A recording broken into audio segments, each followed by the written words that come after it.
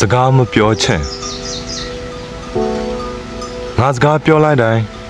တယောက်ယောက်ပြောပြီးသားစကားလုံးတွေပဲ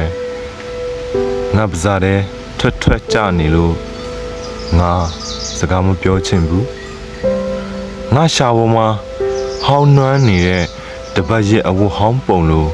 စကားလုံးတွေဟာစုပုံနေတယ်ငါနားလေးကိုနေ့စဉ်ဖြတ်ဝင်နေတဲ့အတန်ဟောင်းတွေကိုပဲ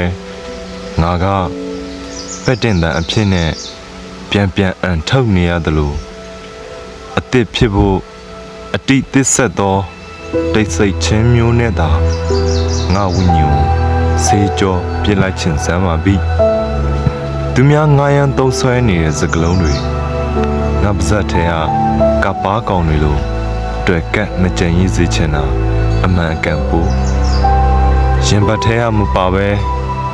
လေထဲကစကလုံးစားသုံးယုံနဲ့ဘသူများကိုယ်အတန်ကိုပြန်ကြားရပါသလဲငါတို့ကဂူအိုကြီးရဲ့ပိတ်မိနေတဲ့တနာဆရာတတော်ဝါလေးတွေလား